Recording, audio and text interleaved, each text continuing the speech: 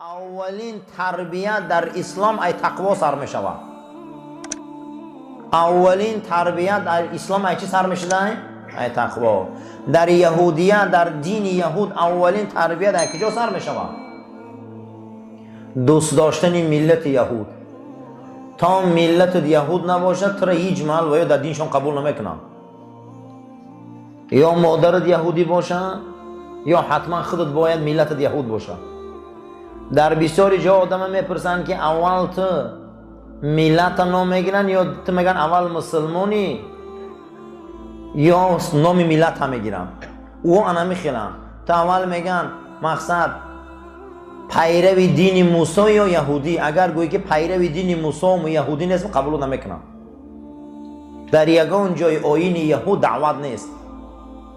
خاص دین برای خشونه، دینی و یا برای یک منطقه، برای یک ملت و برای هیچ که نیست. میگم ما جدا کرده های خداییم.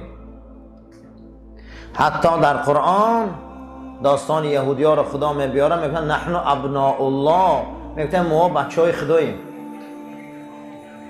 چی میگفتن؟ نحن ابناء الله، ما بچه های خداییم. و احباؤه، ما دوست های خداییم. همه چی برای ما درست است. غیر ما همه در خدمت ما است. برای همین همه جا دیگه میریشه دووندگی هم. دیگه انسان ها میگم از زیر پای ما دارن، خدمت ما را باید کنن. یگانه مردمی که خونشان و پوستشان همه بالا میدونن. در هر منطقه که دانه که ملت ایدین بالا دانستن، این برنامه یهود است. اما اسلام ملت نداره. در یگان جای اسلام کلمه ملت نیامده. کجای اسلام در کلمه ملت بیایه این دین است.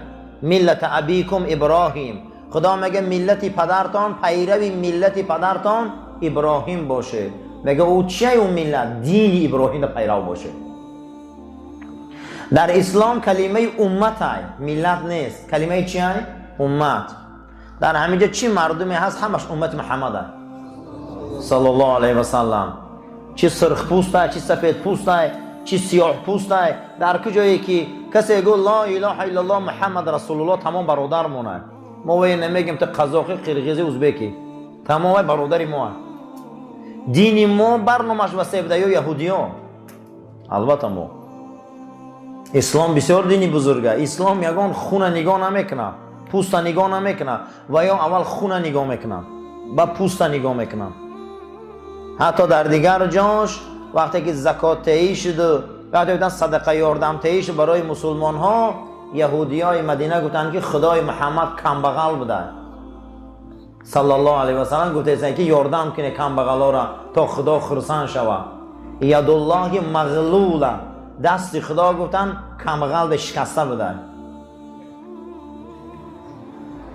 اونها گفتن نحن اغنیا، ماها خیلی ثروتمندیم و این مسلمان ها قطعی خداشان خیلی فقیرن. دیدید خدا خودش بازی میکنن؟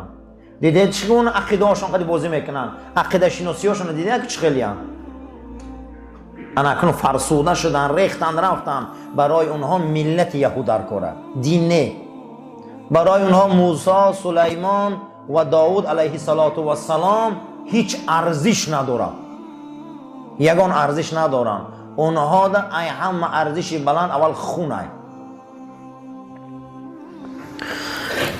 اگر یک مراتبه در آیین زردوشت اگر نگاه کنیم، مقدس ترین چیز در آیین زردوشت اینم نقضدانه که ایمان داشتن به دو خدا، خدای نیکی و خدای بدی. خدای نیکی دهقان آفرید، گندم آفرید، روشنی را آفرید، آب آفرید، محنت آفرید. خدای بدی شیطان آفرید، مار آفرید، کژدم آفرید، شب آفرید، بدی را آفرید. دو خدا در ایمان میبیاری. اینها را ثنویه میگن. یعنی به دو خدا ایمان میبیاری به میشی مسلمان در آیین زردوشت. آیین دو خداگاه های بسیار تعلیمات بد داره. تعلیماتش بسیار تعلیماتی بد های. بسیار عقیده های بد داره. امروز اکنون حالی در همین امروز اروپایی ها یک زردوشت شناسی مرکز دارن، خصوصا فرانسوی ها کتابی نوی زردوشت نوشته سینکو اوستاره. چی خوبیه که در دنیا ها داریم کتاب رو وردیم. ای مسلمان ها چند خوبی گرفتیان، ای یهودی و ای مسیحی و درآوردن کتاب نو کرده که زردشتی رو دعوت دارن که نبیای ما زردشتی کتاب اوستای نو نوشتیم در همین دنیا چه خوبی هست مگه در اون میوی انا بینه نکنون که برای اونها به دو خدا ایمان داشتن و مقدس داشتن آتش کده باید مقدس باشه. الله بلند گریان کرده پیش او رفته با الله صحبت میکنی با الله گپ میزنی الله با گپ میزنی گناهام سوزان و بالاش مقصد گپ این بر اون بر میجهی بعد از او صحبت میکنی میگه که زردی درد علم مگیر سرخی تاته و گرمی تاته خدیو گپ زده میشینی. این همین خدا داریشون.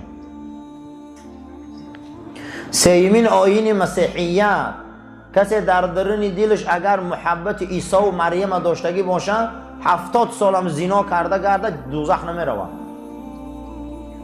کسی اگر محبت عیسی را داشته باشه میگه این قربانی شده خدا های این بچه خدا قربانی شد. میگه مسیحی ها این یک باری را به صلیب کشیدن به خاطر گناه ما زمین آمد همه گناه ها را گیری برد هم سری صلیب. ما هیچ گناه نداریم خلاص. اگر همین سال 70 سال خوک خورده گرده عقیده اینا جهنم نمیرن. 70 سال اگر یک زن با 10 مرد خواب شود او با عاقبت عیسی وی خلاص میکنه.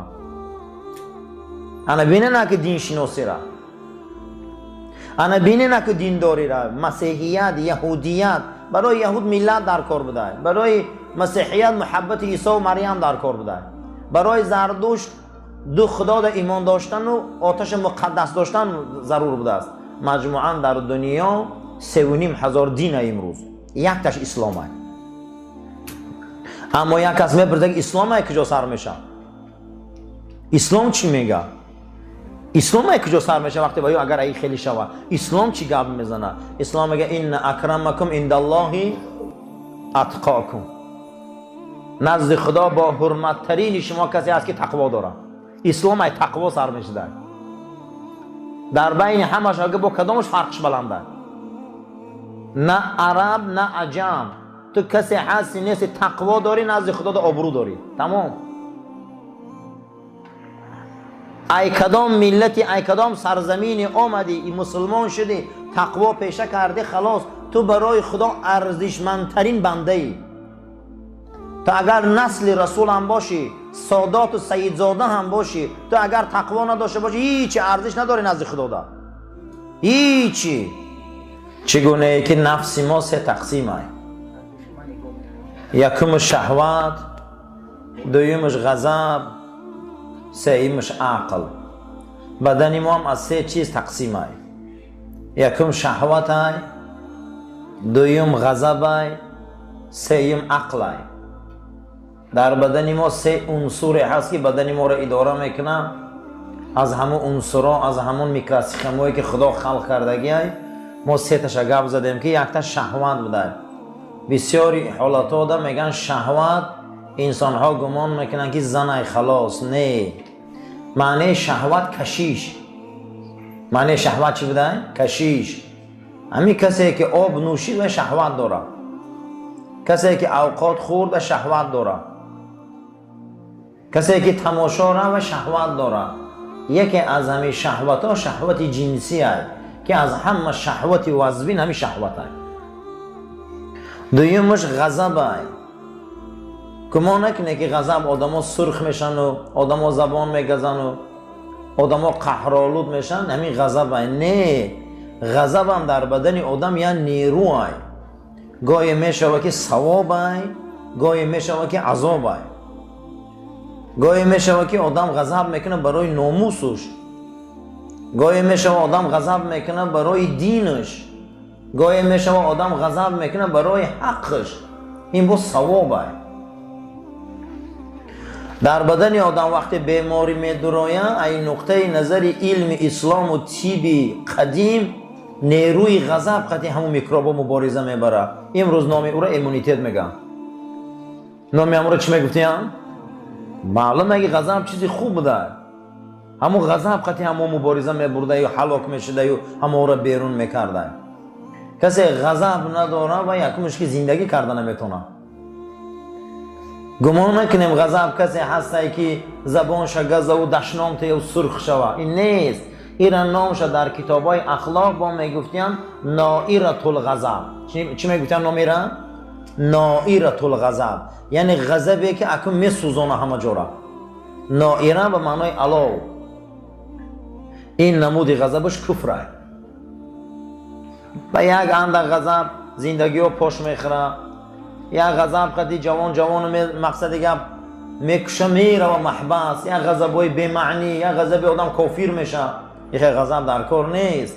کل غضب در بدن ما یک ارگانی بوده است که این تمام نیروهای بیماری بدن ما را همین غضب قدیش مبارزه میبرده.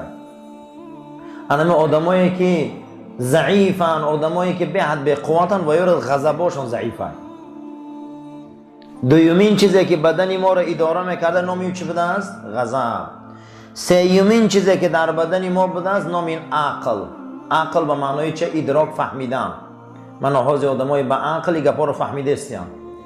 اگر آدم به عقل باشه او در هیچ محل نه نماز فرضه، نه رمضان فرضه، نه روزه فرضه، نه چی دیگه. امام غزالی بدن آدم سه تقسیم کرده، روزه را هم سه تقسیم کرده. گفته ای همه چیزی بزرگ که در شریعت ما تقوا های. ای همه چیزی بزرگ در شریعت چی بوده؟ تقوا. غضب و شهوت عقل در شریعت ما چی داره میکرد؟ تقوا. تا تقوا نباشه هر سینی داره نمیشود. اگر شهوت و غضب گپی عقل گوش کنن آدم میشه مسلمان. اگر غضب و شهوت گپی عقل گوش نکنن آدم میشه منافق. آدم میشه بدین. آدم میشه از درنده گنده. برای چی؟ برای که عقل بالای غضب و شهوت رهبر نیست. ماه شریف رمضان یگانه ماه بوده که عقل در بالای هر دی اینها رهبر میکرده. الحمدلله. ماه شریف رمضان یگانه ماه بوده است که ما را شهوتامون میکشه، غضبامون میکشه. همین غضب درسته در رمضان؟ شهوت درسته؟ نمیکنی. اکنون عقل بالا میرفته. عقل بلند میشده. عقل بالای هر دین در راهبری میکرده. انا همین میگفتن نامش تقوا. اولین کلمه که خدا در سوره بقره آیه رقم 183 گپ میزنه یا ایها الذین آمنوا کتب علیکم الصیام. آیه دوم آخر آیه لعلکم تتقون. شما این روزه بگیرید، روزه فرضه تا اینکه شما به تقوا رسید، نفساتون اداره کنید، تا اینکه شما شهوتاتون اداره کنید، تا اینکه غضباتون اداره کنید. الحمدلله.